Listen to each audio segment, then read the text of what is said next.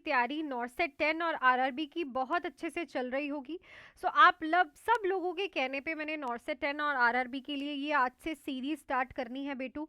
तो अगर आप इस चैनल पे न्यू हो, चैनल को लाइक शेयर सब्सक्राइब कर लेना, क्योंकि रेगुलरली आपको यहाँ पे इस नॉर्सेट 10 और आरआरबी के मोस्ट इंपॉर्टेंट एमसीक्यूज में करवाने वाली हूँ। तो हम स्टार्ट करते हैं आज के न्यू एमसीक्यूज के साथ, और अच्छे से पढ़ो। आरआरबी के लिए तो आपके पास हार्डली 20-25 डेज बचे हैं, और नॉर्सेट के लिए अभी आपके पास टाइम है, ठीक है। तो यहाँ पे आप मेरे साथ एमसीक्यूज प्रैक्टिस कर सकते हो। तो चलो पहले ही क्वेश्चन पे हम चलते हैं। Patient with anterior wall MI develop hypotension, tachycardia, cold clammy skin. Which drug should administer first? तो यहाँ पे आपके पास एंटीरियर वॉल एमआई का पेशेंट है। कौन सा? एंटीरियर वॉल एमआई वाला पेशेंट है आपके पास, ठीक है। उसे हाइपोटेंशन हो रही है, टेकीकार्डिया हो रहा है, कोल्ड क्लैमी स्किन हो रहा है। तो ये क्या हो गया? मे बी पेशेंट को कार्डियोजेनिक शॉक के सिम्टम्स आ रहे हैं पेशेंट को, ठीक है। तो कौन सी ड्रग दोगे आप पेशेंट को? मेटाप्रोलोल, मॉर्फिन, डोपामिन या फिर नाइट्रोग्लिसरिन? तो यहाँ पे हम पेशेंट को क्या देंगे?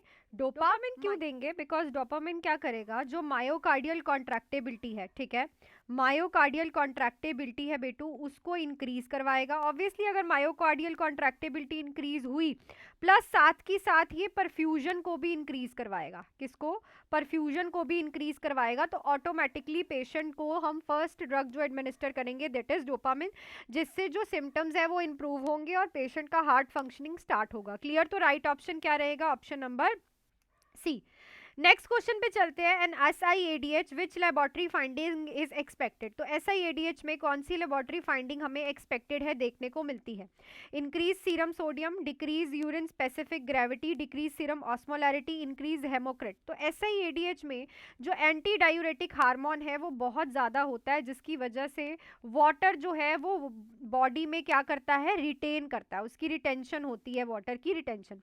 तो ऑटोमेटिकली अगर बॉडी में वाटर ज़्यादा है ना, तो सोडियम लेवल्स क्या हो जाते हैं? कम हो जाते हैं, ठीक है। तो सोडियम लेवल्स इंक्रीज तो नहीं होंगे, ठीक है। अब जब वाटर मतलब यूरिन बन के बाहर निकलेगा ही नहीं, तो यूरिन ग्रेविटी, स्पेसिफिक ग्रेविटी क्या होती है? इंक्रीज, ना कि क्या होती है? डिक्रीज होती है। हेमोक्रेट भी क्या होते हैं? डिक्रीज होते हैं, ना कि इंक्रीज। तो यहाँ पे सीरम ऑस्मोलैरिटी हमें डिक्रीज देखने को मिलेगी, क्योंकि पानी ज्यादा है बॉडी में और उसके अंदर जो सीरम्स होने चाहिए उनके लेवल्स कम हो रहे हैं, जैसे सोडियम लेवल कम हो रहा है, ठीक है। तो सीरम ऑस्मोलैरिटी हमें लो देखने को मिलेगी। नेक्स्ट है the most appropriate site for intramuscular injection in 2 months old infant.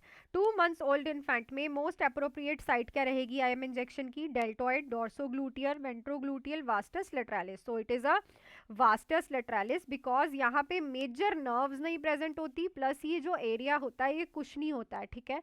यहाँ पे tissues properly develop हो रखे होते हैं, muscles properly develop हो रखी होती है।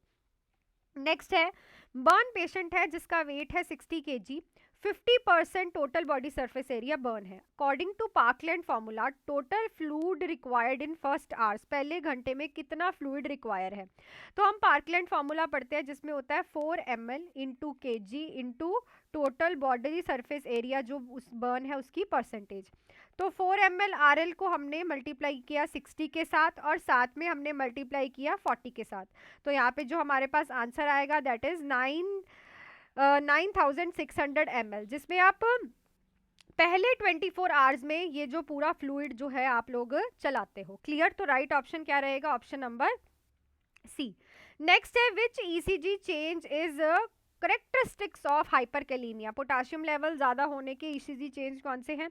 Flatten T wave, U wave, peaked T wave, ST depression. So it is a peaked T wave, है ना। ये क्वेश्चन बहुत बार रिपीट हो रखा है, तो इस क्वेश्चन को हाइपो और हाइपो को अच्छे से करके जाना, ठीक है। नेक्स्ट है in pulmonary embolism ABG finding in early stage. Pulmonary embolism में ABG फाइंडिंग क्या होती है अर्ली स्टेज में? तो respiratory acidosis, metabolic alkalosis, respiratory alkalosis, metabolic acidosis. ध्यान से सुनना, पल्मनरी एम्बोलिज्म में क्या होता है? हाइपरवेंटिलेशन।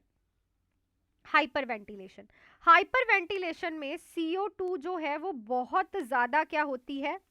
क्या होती है? एक्सहेल होती है, मतलब CO2 का लेवल बॉडी के अंदर गिर जाता है। और जब CO2 गिरती है तो pH क्या हो जाती है? इंक्रीज हो जाती है। तो हमें यहाँ पे क्या देखने को मिलता है? Respiratory alkalosis. Clear? I think question clear हो गया होगा। जब CO2 अपने बॉडी से बाहर निकाल दी ना, एक्सेल कर दी, तो CO2 ऑटोमेटिकली बॉडी में कम हो गई, और CO2 कम हुई तो पीएच बढ़ जाती है। ठीक है ना? चलो नेक्स्ट क्वेश्चन पे चलते हैं। उससे पहले बेटा जो कि क्रैश कोर्स रहेंगे आरआरबी नर्सिंग सुपरिटेंडेंट के लिए, ओनली 500 में आपको इंपॉर्टेंट एमसीक्यूज, टेस्ट सीरीज, साथ में लाइव क्लासेस, रिकॉर्डेड क्लासेस और टिप एंड ट्रिक्स बताई जा रही हैं, तो आप ज्वाइन कर सकते हो। इसमें आपको गोल्डन की पॉइंटर्स भी मिलेंगे। ठीक है? और नॉर्सेट 10 के लिए हमारा क्रैश कोर्स चल रहा है, जो कि ओनली 999 में। इस नंबर पे कॉल मैसेज करके आप ज्वाइन कर सकते हो। इसमें हम फुल थ्योरी भी कर रहे हैं, रिकॉर्डेड क्लासेस भी हैं, लाइव क्लासेस भी हैं, टेस्ट सीरीज भी हैं, एमसीक्यूज भी हैं और नॉन नर्सिंग क्लासेस भी हैं।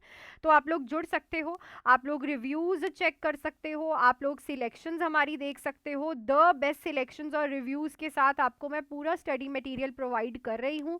तो जुड़ जाओ नंबर पे कॉल मैसेज करके, और आज ही से अपनी आरआरबी के क्रैश कोर्स या फिर नॉर्सेट के क्रैश कोर्स में तैयारी स्टार्ट कर दो। तो चलो नेक्स्ट क्वेश्चन पे हम लोग चलते हैं, जो था हमारा क्वेश्चन नंबर 7।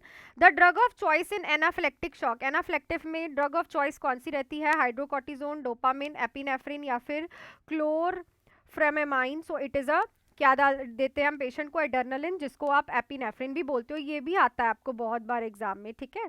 क्योंकि ये ब्रोंकोस्पाज्म को इमीडिएटली डिक्रीज कर देता है ना, तो एयरवे को खोल देता है, तो it is a drug of choice. Next है, during blood transfusion the patient develop chills and fever. First nursing action is, blood transfusion के टाइम पे पेशेंट को चिल्स और फीवर हो रहा है, पहला नर्सिंग एक्शन क्या रहेगा? Slow the infusion, stop in transfusion, administer antihistamine, check blood group. So obviously यहाँ पे आप स्टॉप करोगे ट्रांसफ्यूजन को।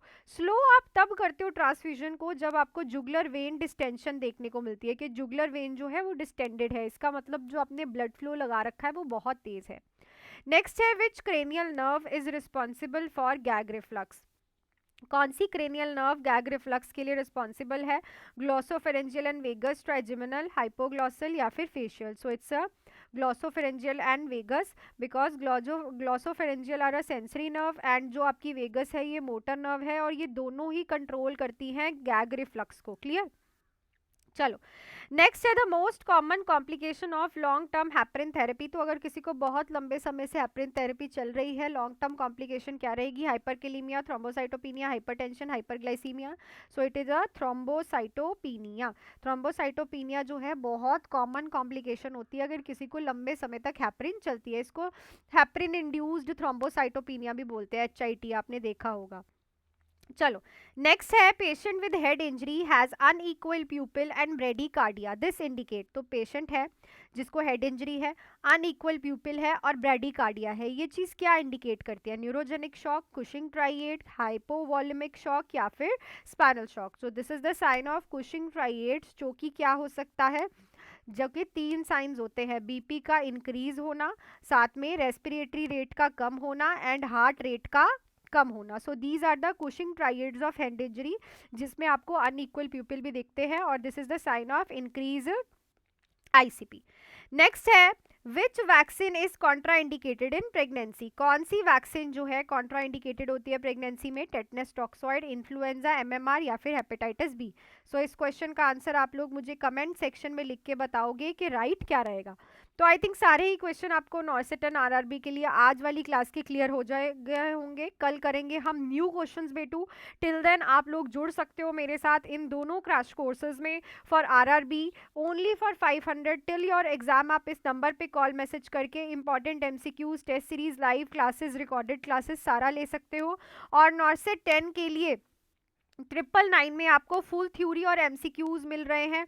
इस नंबर पे कॉल मैसेज करके ज्वाइन कर सकते हो। रिव्यूज आप देख सकते हो, बच्चों के टेस्ट हो रहे हैं, बच्चे थ्योरी क्लासेस के नोट्स बना रहे हैं, हर एक चीज आप सिलेक्शंस देख सकते हो। All India rank 56, all India rank 31। ठीक है, प्रॉपरली बच्चों की सिलेक्शंस विद रिव्यूज आप लोग ज्वाइन कर सकते हो। सो मिलती हूँ कल नए क्वेश्चंस के साथ, जैसे जैसे आगे बढ़ेंगे लेवल अप करेंगे। Till then do hard work, make your parents proud and all the best.